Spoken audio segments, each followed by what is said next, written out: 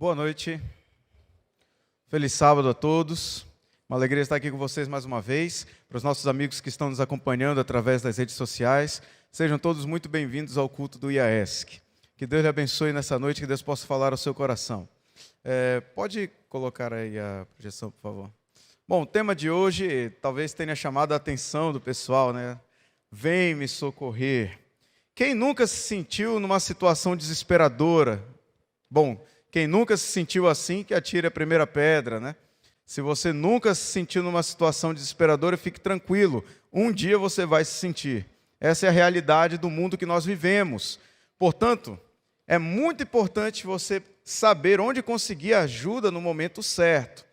É claro, né? Em muitas situações isso se aplica.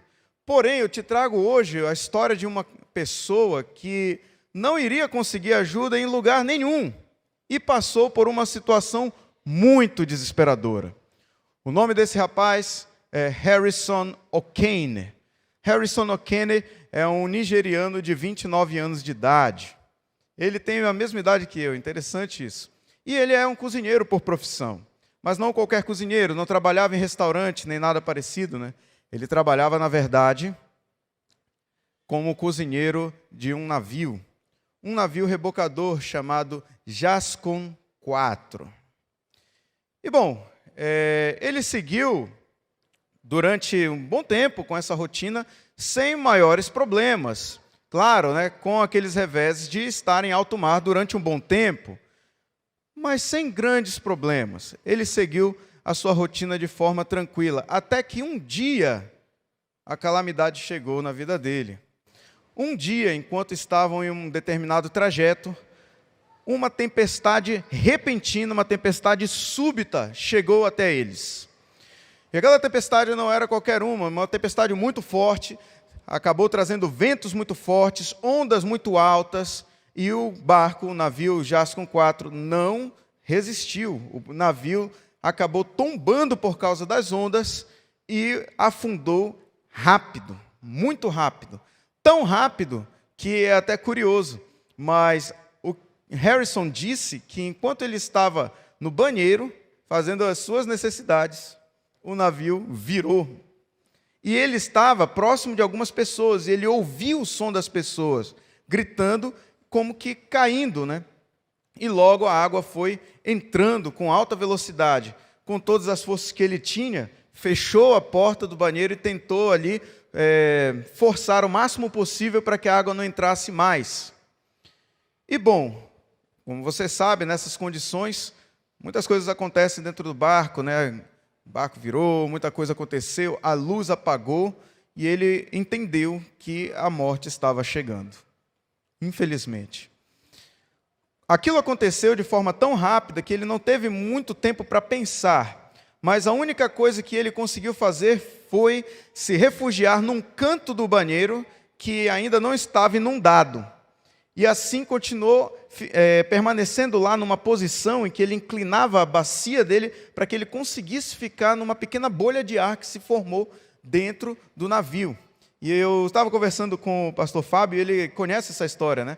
Ele mencionou que nessas condições o ar se torna comprimido. Dessa maneira, o oxigênio acaba mais rápido. Então, imagine você essa situação, no escuro, com água quase até o pescoço, numa pequena bolha de ar, preso num banheiro, num ambiente muito pequeno, de cabeça para baixo, no fundo do mar. Isso sim, é uma situação desesperadora. E ele diz, inclusive, no seu relato, que tudo que ele pensava é que ele iria morrer. Não havia esperança. Aquilo que estava acontecendo ali não iria demorar muito para a água subir e acabar. Ele, inclusive, conta detalhes assim mais assustadores sobre essa situação. Ele diz que, enquanto ele estava ali, ele percebeu que ele não estava sozinho, entre aspas. Quando eu li isso, eu pensei, nossa, então ele tinha fé em Deus? Não, na verdade, o que ele estava dizendo é que ele percebia os corpos dos companheiros de navio ali próximo. E depois de algumas horas, ele ouviu, porque era tudo escuro, né? Ele ouviu o som dos peixes indo pelos corredores do navio e começando a devorar os corpos. Com um pouco de tempo ele pensou, esse vai ser o meu destino daqui a pouco. Então ele fez algo que talvez nem todo mundo fizesse em condições semelhantes, né? Nesse momento, ele começou a clamar a Deus. Ele começou a dizer, Senhor, vem me socorrer. Eu não tenho mais esperança. Não tem jeito mais para mim. Não há nenhuma possibilidade de eu sair daqui com vida. Mesmo que eu abrisse a porta, eu iria estar no fundo do oceano. Então, me ajuda, Senhor. E Deus ouviu as preces de Harrison. Por incrível que pareça, após 60 horas confinado, um grupo de mergulhadores encontrou ele preso numa bolha de ar dentro daquele navio. Ele ouviu o som dos mergulhadores batendo no navio com alguns instrumentos, né, possivelmente para tentar retirar alguns itens dali de dentro, né, eram mergulhadores profissionais. E, com muito esforço, ele buscou algum tipo de objeto que pudesse bater na parede daquele banheiro, e os mergulhadores ouviram. E, para grande surpresa deles, encontraram Harrison O'Kane 60 horas depois do acidente, vivo, em uma bolha de ar. Depois eu fui pesquisando, eu descobri, ele estava a uma profundidade que não era tão grande, era uma profundidade de apenas 30 metros. Porém, sem equipamentos adequados, a morte era certa se ele tentasse sair de lá. Ele não tinha escapatória. Mas ele clamou a Deus, e Deus veio socorrer ele onde ele estava. Sabe, eu olho uma história como essa, uma história que aconteceu ano passado. Eu vejo assim, que o mesmo Deus que atuou no passado, ainda atua nos dias de hoje. E, infelizmente, muitas vezes nós agimos de uma maneira até mesmo arrogante com Deus, né? Subestimando o poder dele. Ou, às vezes, nós nos tornamos desesperados, esquecendo que Deus tem o poder para nos ajudar em qualquer situação que estivermos, mesmo que possa parecer sem solução, como era a situação dele, literalmente. A Bíblia conta a história de alguns personagens que passaram por isso, alguns personagens que você pode olhar e dizer, mas isso aqui é um super-herói, isso aqui é um super-homem, um super-herói da fé, ele nunca falharia, nunca faria algo errado. Quando você pensa, por exemplo, acerca do profeta Elias, você provavelmente vai lembrar daquela história em que ele estava ali, junto com os profetas de Baal, enfrentando uma multidão de profetas pagãos. Abra sua Bíblia comigo aqui para acompanhar essa história. 1 Reis, capítulo 16. Perdão, 1 Reis 18. 1 Reis 18, versículos 21 e 22. 1 Reis 18, versículos 21 e 22. Veja que o contexto dessa história era o seguinte: Jezabel era uma rainha pagã, era uma princesa de um reino pagão, casou-se com Acabe, que era o rei de Israel, e ele havia dado permissão, por causa da pressão de Jezabel, para que todos os profetas de Deus fossem perseguidos e mortos. Não importando se estivessem na cidade, se estivessem no campo, se estivessem se escondendo, todos deveriam ser mortos. E assim aconteceu. Apenas Elias conseguiu sobreviver e escapar desse genocídio. E então ali, Elias recebeu uma missão dada por Deus. Mesmo tendo sido o único a resistir a uma perseguição mortal, Deus disse a ele, vai e confronta os profetas de Baal. E ele não confrontou de qualquer maneira, ele chegou e fez uma pergunta muito séria para o povo de Deus. Dê uma olhada em 1 Reis capítulo 18, versos 21, que diz da seguinte maneira: Então Elias se chegou a todo o povo e disse, até quando cocheareis entre dois pensamentos? Ou seja, até quando você vai ficar indeciso entre dois pensamentos? Se o Senhor é Deus, seguiu. Se é Baal, seguiu. E ali estava ele no Monte Carmelo com uma multidão de pessoas, uma multidão de profetas pagãos e a multidão do povo de Israel ouvindo essa pergunta e ninguém respondeu nada. A Bíblia diz que todos eles ficaram assim, em silêncio, não falaram nada. Mas então Elias não para por aí. ele não desanima, e mesmo assim persiste. No verso 22 ele diz: então disse Elias ao povo: só eu fiquei dos profetas do Senhor, e os profetas de Baal são 450 homens. O que você faria numa situação em que todos estivessem perseguindo a tua raça, e você fosse o único que resistiria, o único que resistisse para confrontar os teus perseguidores?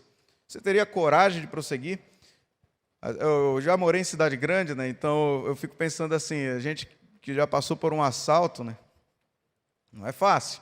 Você já foi assaltado com arma e tudo, até mesmo sem arma, né? Não é bom reagir em nenhum momento. Depois que você é assaltado, você já anda na rua assim, já com medo, né? Já preocupado, o que pode acontecer e tal. Mas aqui estava Elias, junto com 450 homens que podiam fazer picadinho dele. Ali estava, e ali ele permaneceu. Ali ele fez um teste. O teste foi que se o Deus que fosse clamado naquela tarde e respondesse com fogo caindo do céu era o Deus verdadeiro. Eles passaram, na verdade, durante um dia, né? De manhã aconteceu isso aqui, eles passaram até a tarde clamando a Baal e nada aconteceu. Elias fez uma oração: Senhor, Deus respondeu com fogo do céu. Pronto, estava ali provado, estava ali de forma muito clara, Deus era o Senhor, deveriam ser seguidos a Ele. Todos os profetas de Baal foram eliminados. Nossa, parece uma história incrível, daria um filme isso aqui.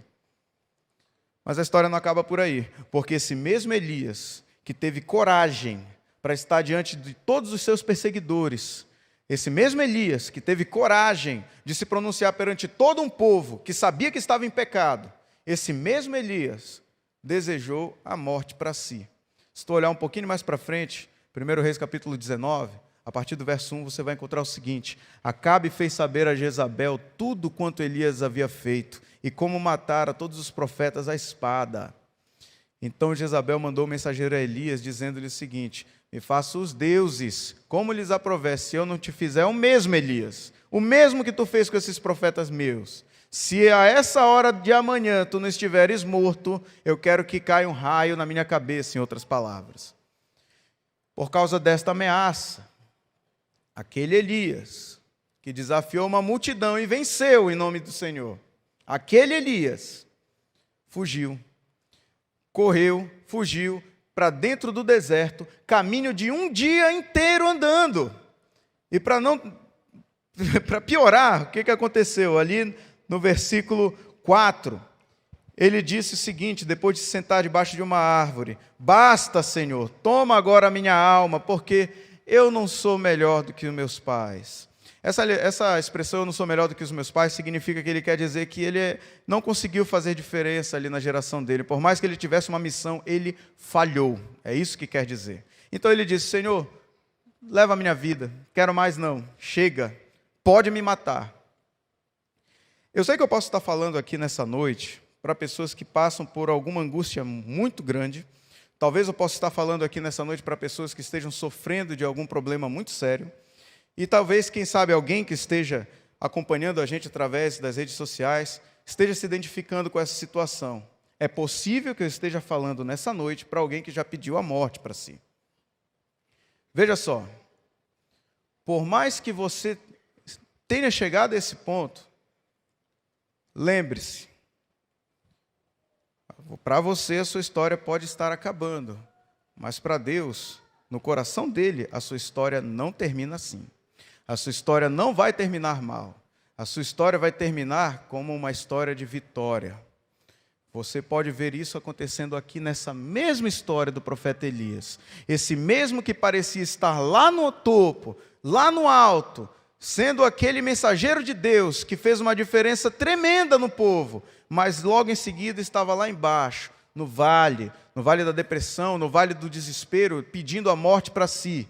Isso aconteceu com ele, isso é verdade, mas Deus não deixou ele ficar assim. Avança um pouquinho aí a Bíblia, a tua leitura da Bíblia, chega um pouquinho mais para frente no capítulo 19, dá uma olhadinha aí no versículo 13 e veja o que aconteceu. Na verdade, um anjo chegou para com Elias, deu alimento e água para ele e disse: vai até o Monte Horebe. Chegando lá, terremoto aconteceu, um grande vento aconteceu, assim, Um grande vento soprou e tremeu as rochas, uma grande labareda de fogo surgiu, mas depois um pequeno assovio foi ouvido por ele e ele sabia que era Deus ali. E no versículo 13 diz: ouvindo Elias esse assovio, envolveu o rosto no seu manto, saindo se pôs à entrada da caverna, e veio uma voz e lhe disse: que fazes aqui, Elias? O que fazes aqui? Deus falando com ele. Deus pergunta: o que fazes aqui, Elias? Não para jogar Elias para baixo, nem para dizer que Elias é um inútil, não. Deus chega para ele e diz: o que fazes aqui, Elias? Porque Deus sabe que aquele não é o lugar dele. E se hoje, nessa noite, eu estou falando para alguém que está passando por depressão, que está passando por uma angústia muito grande, uma angústia tremenda, eu te pergunto: o que você faz aqui? A depressão não é o teu lugar, não é onde você vai terminar. A tua angústia, a angústia que você sente, não vai ser o fim da tua história. Porque Deus tem uma promessa para ti. Assim como Deus tinha uma promessa para Elias, e logo em seguida a palavra de Deus mostra, Deus chega para Elias e diz: te levanta, tu tens uma missão, tu podes estar se sentindo muito para baixo, mas eu vou te levantar, eu venho aqui te socorrer, vai adiante, você vai realizar isso, você vai realizar aquilo, e bendito seja aquele que vem em nome do Senhor, porque na verdade, toda essa terra, tu não és o único que sobrou não, ainda tenho 2.000 que não se curvaram a Baal. Você não está sozinho. E Deus nessa noite diz a mesma coisa para você. Você não está sozinho.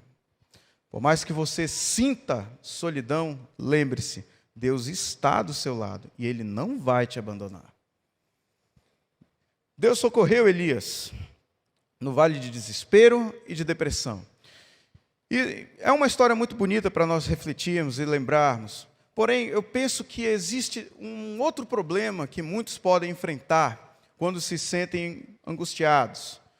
Elias se sentiu triste, mas muitos se sentem revoltados. Muitos acabam por fechar o seu coração contra Deus. E isso aconteceu com um dos personagens mais famosos da Bíblia, um dos personagens que as pessoas olham e dizem: esse foi um grande homem de Deus, não existiu profeta como ele. Bom, se Elias entre os judeus já é tratado como um profeta praticamente sem igual, qual outro profeta poderia estar falando? Bom, estou falando do próprio Moisés. Aquele que foi educado para se tornar faraó e rejeitou para cumprir o plano de Deus na vida dele, seria semelhante a alguém ser treinado para ser hoje o presidente da nação mais poderosa do mundo e rejeitar isso para cuidar de um grupo de pessoas que ninguém quer saber. Foi o que aconteceu com Moisés. E ele realmente teve fé na história dele. Se tu deres uma olhada aí em Êxodo, capítulo 17, versículo 6, você vai encontrar esse acontecimento que eu quero mostrar a você nesse momento. Êxodo capítulo 17, verso 6.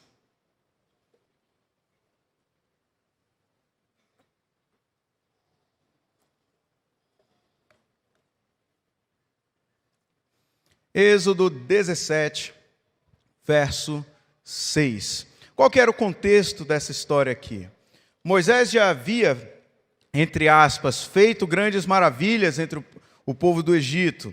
Já haviam caído as pragas. Deus havia aberto o Mar Vermelho para que eles pudessem passar. E o exército de Faraó estava derrotado, eliminado. Mas mesmo assim o povo continuava reclamando. E isso foi uma provação para a fé de Moisés. E naquele momento Moisés clamou a Deus dizendo: Senhor, o povo está pedindo água, estamos no meio do deserto. O que vamos fazer? Então dê uma olhada em Êxodo 17, verso 6. Deus diz para Moisés: eis que estarei ali diante de ti, sobre a rocha em Horebe. Ferirás a rocha, e dela sairá água, e o povo beberá. Segura um pouco a leitura.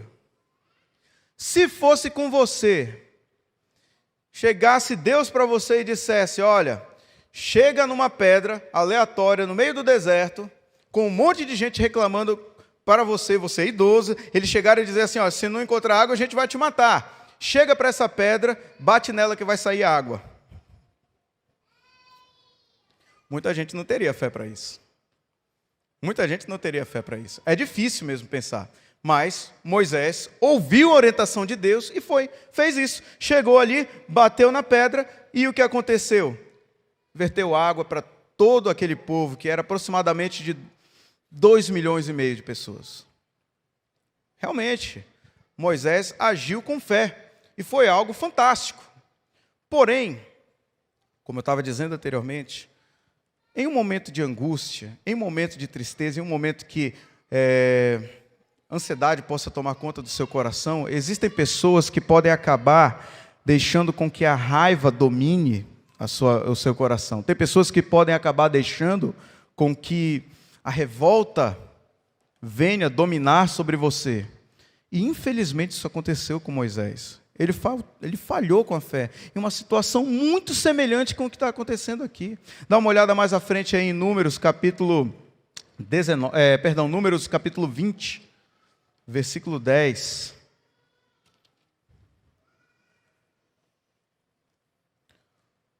Números capítulo 20, versículo 10. Nesse contexto, a irmã de Moisés havia acabado de falecer. E é possível, não estou dizendo que foi isso, mas existe a possibilidade que, por ele ter perdido a irmã nesse momento, seus sentimentos estiveram abalados. Afinal de contas, ele queria com todo o coração que todos ali pudessem chegar na terra prometida, na terra de Canaã. Ele queria de todo o coração que isso acontecesse, mas infelizmente não aconteceu com a irmã dele, que cuidou dele desde pequeno. Mais uma vez o povo se encontrou sem água no meio do deserto. Mas Deus falou algo diferente para Moisés dessa vez. Ele disse para Moisés, no versículo 10, quando te aproximares de... deixa eu dar uma olhadinha aqui. Acho que eu acabei dando aí a... Não, eu que abri errado a Bíblia, que eu abri em Deuteronômio, perdão. Vamos dar uma olhadinha em Números capítulo 20, a partir do versículo 10. Então, Deus disse para Moisés e Arão, chegando ali, perto da rocha, tu não vai bater dessa vez, Moisés. Tu vai chegar para a rocha e tu vai falar com ela. Ora, se no meio do deserto bater numa rocha para sair água já parece absurdo, imagina chegar e falar com a rocha, olha, agora eu quero que tu solte água aí para a gente. É uma coisa que desafia a fé, né?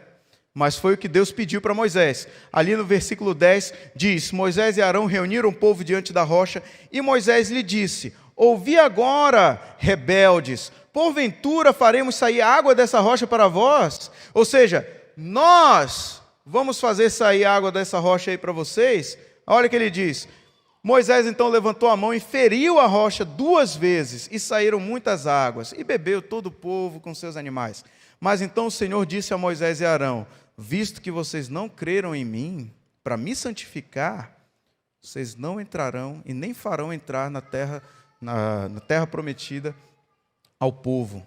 Vocês não farão entrar esse povo na terra que eu lhe dei. Nossa, esse era o maior sonho de Moisés. Ele abriu mão literalmente de tudo para levar o povo até a terra prometida. E agora, por causa dessa falha, não foi mais permitido. Por quê? Porque ele deixou com que a raiva, que a revolta, tomasse o lugar da razão dele. E tu sabes que isso pode acontecer contigo também? Sabe que isso pode acontecer com você? Em muitos momentos de angústia já aconteceu em que eu me encontrei em situações que eu pensava, Senhor, não é lógico isso. Era para ter acontecido assim, assim, assado. Por que tu permitisse que isso fosse assim? E eu, que sou menos do que um átomo perante toda a sabedoria infinita de Deus, discordava dele e dizia, Senhor, por quê? E isso era a semente da raiva no meu coração, a semente da rebeldia no meu coração. E isso fazia com que a minha fé diminuísse, a minha fé fosse se apagando. E esse foi um problema que Moisés passou. Aí, então eu faço uma pergunta para você, por acaso você se sente assim hoje? Por acaso existe algo na tua vida que hoje você possa parar, pensar e dizer, nossa, eu não aceito isso que Deus fez. Por acaso existe algo assim contigo? Existe algo assim na tua história? Veja, é fácil nós culparmos a Deus por tudo. É fácil nós colocarmos a culpa de todas as coisas ruins como se fosse culpa de Deus. Mas também é fácil a gente esquecer que estamos no meio de uma guerra, no meio de conflito, e que temos sim um inimigo. temos um inimigo que possui soldados. Agora, se você em algum momento permitir com que Deus fale ao teu coração, se você permitir com que essa raiva que existe dentro de você possa ser acalmada, saiba de uma coisa, mesmo Deus ouvindo tudo que você pode dizer e Ele quer ouvir, mesmo assim Ele não te abandona. Mesmo assim, Ele vai vir ao seu encontro e Ele vai consolar o teu coração, se você assim permitir. Sabe o que aconteceu com Moisés? Aconteceu uma provação de fé ainda maior. Quando ele estava já próximo de chegar à Terra Santa, ele estava num lugar, num monte, que ele conseguia ver, inclusive, a terra. Ele não entrou lá. Deus disse, tu vais subir naquele monte e lá tu vais morrer. Lá tu vais descansar. Se fosse você, tu subia? Se fosse você, você iria subir no monte se Deus dissesse, olha, minha vontade para ti agora é a seguinte, tu já cumpriu tua missão, só subir ali que você vai descansar. Você iria? Moisés foi. Só que não parou por aí. Moisés foi e realmente aconteceu. Mas Deus cumpriu na vida dele uma promessa ali. Algo que era melhor do que entrar na terra prometida. Dá uma olhada no livro de Judas, versículo 9. Se você tem dificuldade para encontrar o livro de Judas, abra a Bíblia em Apocalipse e volte algumas páginas. É o primeiro livro antes de Apocalipse. Penúltimo livro da Bíblia. Judas, versículo 9. Não deixe de abrir a Bíblia, não deixe de ler a Bíblia. Veja, se você está sem a Bíblia agora e tem alguém ao seu lado, você amigo que está com a Bíblia e você sabe que uma pessoa aí do seu lado está sem a Bíblia, se ajunte a ela. Leiam a Bíblia juntos. Não deixe de ler a Bíblia. Sabe por quê? Porque a palavra tem poder. A palavra tem mais poder do que a conversa que você pode estar tendo com seu colega agora. A palavra tem um poder que vai do fundo do coração de Deus até o fundo do seu coração. Então, não deixe com que outras palavras venham atrapalhar, mas deixe com que Deus fale ao teu coração.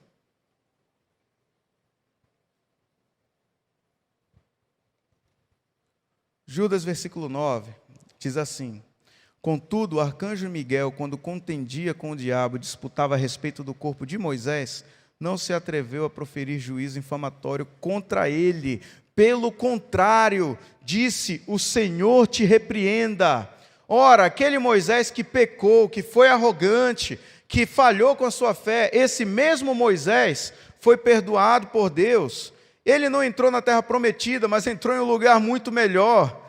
Ele entrou no reino dos céus. Literal, não o reino de Deus aqui no mundo que vai no coração de cada um, que é muito importante, vai tomar conta do mundo inteiro. Não, ele ressuscitou para habitar no céu. É uma promessa muito melhor do que alcançar um sonho desse mundo. Mas sabe por que Moisés recebeu essa promessa? Porque ele não ficou em dúvida de abrir mão da própria vida para cumprir a vontade de Deus. Então veja, por mais que você hoje possa estar sentindo muita dificuldade para acreditar em Deus, veja, Deus tem uma promessa para você.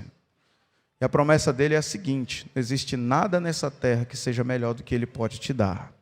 Não existe absolutamente nada nesse mundo que seja melhor do que aquilo que Deus pode dar para você. Às vezes você se esforça tanto por algo, você se desgasta tanto, você se aborrece tanto com uma coisa que não é da vontade de Deus para ti, quando que se você deixasse Deus agir na tua vida, Ele ia te dar uma coisa muito melhor, que talvez nem te custasse tanto esforço.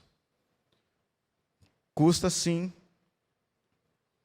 a arrogância do coração, custa sim o orgulho do coração. Se você deixa Deus quebrar isso no teu coração, Ele tem uma promessa para você, assim como Ele teve para Moisés. Posteriormente, Moisés e Elias se encontraram com Cristo no Monte da Transfiguração. Isso é uma coisa que posso dizer para você que mostra claramente como que o nosso Deus é misericordioso e bondoso. Bom, quero finalizar, e pensando nisso, nós refletimos sobre alguém que tinha tudo para ser um grande herói da fé, mas acabou desanimando e pedindo a morte para si mesmo. Falamos sobre alguém que era a pessoa, digamos assim, de maior destaque nos caminhos de Deus no mundo inteiro, que era Moisés, mas que acabou falhando com fé. na hora que Deus lhe pediu para fazer algo que ele já tinha conseguido, inclusive, fazer antes. Mas eu digo para você que não existe desespero maior, mesmo que o desespero venha através da tristeza, da depressão, através da revolta, não existe desespero maior do que o desespero de uma alma que se sente perdida. Quero convidar você para abrir a sua Bíblia, no último verso dessa noite, está no livro de Zacarias, capítulo 3.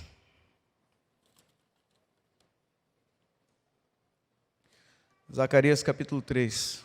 Não deixe de ler a Bíblia. Você que está com a Bíblia, tem um colega do seu lado sem a Bíblia, leia com ele.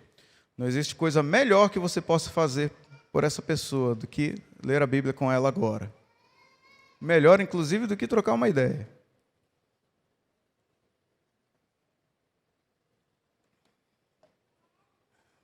Zacarias capítulo 3, a partir do versículo 1. Zacarias capítulo 3 foi uma visão que o profeta teve da condição espiritual de ninguém mais, ninguém menos do que o próprio sumo sacerdote daquela época. É a condição que acontece com cada um de nós. Porém, existe um detalhe aqui, e você vai ver. Existem duas possibilidades aqui. E eu convido você a pensar sobre elas. Zacarias capítulo 3, verso 1 diz assim: Deus me mostrou o sumo sacerdote Josué, o qual estava diante do anjo do Senhor. E quem que estava ali, do lado dele, bem ali, na mão direita dele? Satanás estava à mão direita dele para lhe acusar, para lhe opor. Faz uma pausa aqui, para pensar. Imagina que você tivesse feito muita coisa errada. Imagina que você realmente tivesse culpa no cartório. Imagina que você tivesse cometido alguns pecados. Bom, imaginou? Beleza, essa é a verdade, porque não existe ninguém aqui que não careça da glória de Deus. Todos nós somos pecadores. Sabe qual é o problema? Que aqui nessa visão, o próprio Satanás chegou para o sumo sacerdote e começou a falar os pecados dele. Disse: tu és culpado por causa disso, tu és culpado por causa da inveja, tu és culpado por causa da fofoca, tu és culpado por causa da malícia no teu coração, tu és culpado por querer ver impurezas, tu és culpado por falar palavras ruins, tu és culpado por isso, por isso, por isso, por isso. E Satanás estava falando. E o sumo sacerdote era culpado. Esse que é o grande detalhe. Ele era culpado. Assim como eu e você somos culpados. Eu e você cometemos pecados. Às vezes a gente está tão dentro do pecado que tu pode olhar para ti mesmo e dizer: ah, mas eu não sou tão ruim assim. Não se trata de não ser tão ruim assim. Se trata de que o salário do pecado é a morte. E Satanás estava ali olhando para o sumo sacerdote dizendo: tu tem pecado, então tu mereces morrer. Imagina que situação desesperadora. Mas ali, naquele momento em que ele não tinha nenhuma esperança, estava muito semelhante a Harrison O'Kane, ali no fundo do mar, em uma pequena bolha de ar no qual ele respirava. Ali naquele momento, versículo 2 acontece, lê comigo: mas o Senhor disse a Satanás: o Senhor te repreende, ó Satanás. Sim, o Senhor que escolheu a Jerusalém te repreende. O próprio Deus aparece ali. O próprio Jesus aparece ali e disse: ó, eu te repreendo, sai daqui. Não é isso um tição tirado do fogo? Ou seja, uma metáfora bíblica para dizer: não é isso aqui a minha graça para perdoar esse sumo sacerdote? Quem és tu para ficar acusando se eu posso perdoá-lo? Veja só, versículo 3. Ora, Josué, trajado de vestes sujas, estava diante do anjo. Então tomou este a palavra e disse aos que estavam diante dele, o próprio anjo do Senhor, é uma figura para Jesus Cristo: tirai-lhe as vestes sujas. A Josué disse: eis que tenho feito que passe de ti a tua iniquidade, e eu te vestirei de finos trajes. Estar vestido com vestes sujas na Bíblia é uma figura de linguagem para dizer que a pessoa carrega consigo a culpa. Carrega consigo a culpa dos seus pecados. E aqui ele diz: eu te perdoo e te trago uma roupa nova. Eu te trago perdão, eu te trago uma vida nova. Eu te trago uma opção. Por quê? Porque antes não havia opção. Ali, Harrison O'Kane estava no fundo do mar. E ele poderia permanecer ali até o final. Porém, veja, ele clamou a Deus, mergulhadores foram lá. Tu já pensou que situação abominável, situação absurda seria se os mergulhadores chegassem lá e disseram: olha, a gente veio aqui te salvar. Ele dissesse: não, eu vou ficar aqui mesmo. Como assim? Não, eu preciso ficar aqui, eu preciso morrer. Já pensou que situação absurda? É semelhante a cada vez que Deus fala ao teu coração, inclusive nessa noite, e você diz: essa mensagem não é para mim. É semelhante a você estar no tribunal de Deus, com Cristo intercedendo por você, e você desvia os olhos de Jesus e diz: Satanás tem razão. Sabe, querido, essa não é a vontade de Deus para você. E a tua história não precisa ser assim. Se tu permitir com que Deus fale ao teu coração, se tu permitires com que Deus venha ao teu socorro, deixa eu te dizer uma coisa: a tua vida nunca mais será a mesma. Deus pode sim te transformar, pode pegar a tua vida triste, tua vida marcada por traumas, por coisas que te fazem mal, e transformar em uma vida feliz, uma vida plena, uma vida na qual você possa olhar para trás e dizer: isso jamais aconteceria se não fosse por Deus. Ele tem essa promessa para ti hoje. Eu gostaria agora de finalizar cantando uma música. Não é uma música minha, mas é uma música que inspirou o título desse sermão. Deixa eu ver se eu trago para cá. Ah, sim. Obrigado. É uma música que inspirou o título desse sermão. Talvez eu possa estar falando aqui hoje para alguém que está precisando de socorro. Seja socorro emocional, seja socorro espiritual, seja outras situações. Eu posso estar falando para alguém que esteja assim. Eu quero te dizer uma coisa, querido. Deus, Ele está atento às tuas necessidades. E Ele jamais vai deixar passar em branco nenhuma oração tua. Mas aí que está o segredo. É necessário que você clame.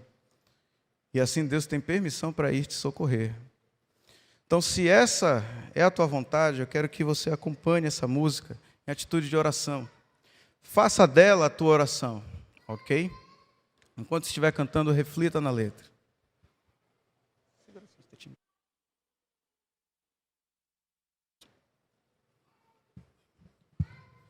Obrigado.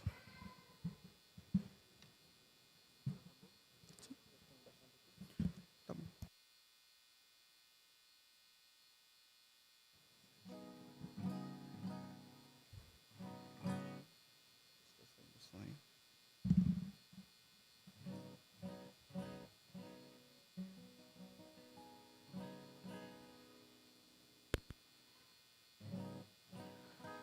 Você está conseguindo sair o som aí? Ah, beleza. Puder aumentar um pouquinho o retorno?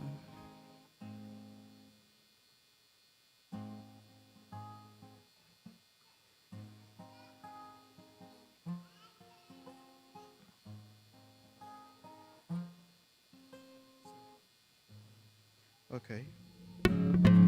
Obrigado.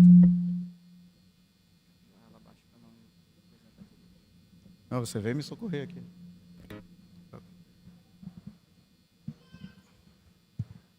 Som. Belo trocadilho.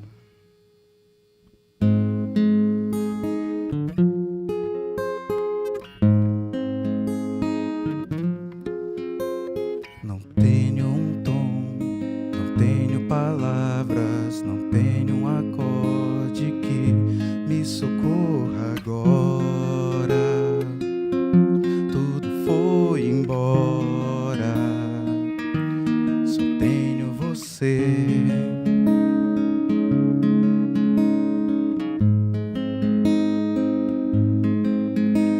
Havia o silêncio que mostrou meus vícios, me agarro contigo, vem, me socorra agora. Tudo foi embora, só tenho você, amor.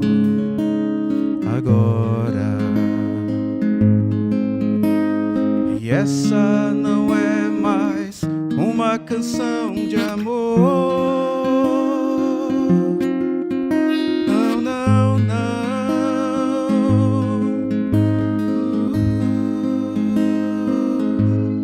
Eu canto pra ti,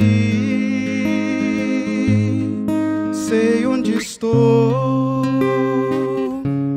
Olhando pra mim, posso saber que nada sou. Eu grito pra ti, ó Deus, vem me socorrer. Olhando pra mim, posso saber que nada posso fazer.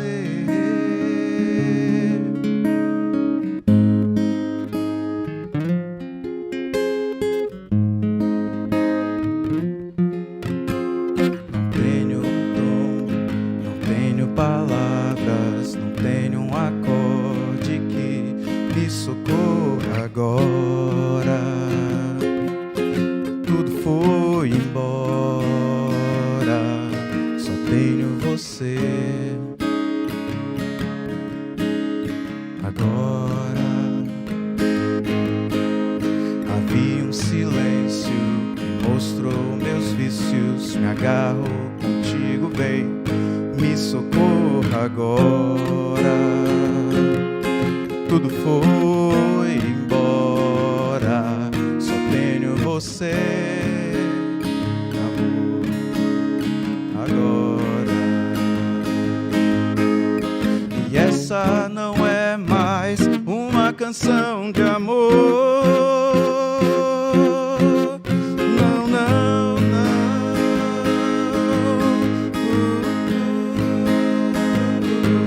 Eu canto pra ti, sei onde estou. Olhando pra mim, posso saber que nada sou. Eu grito pra ti, ó Deus, vem me socorrer. Olhando pra mim, posso saber que nada posso fazer.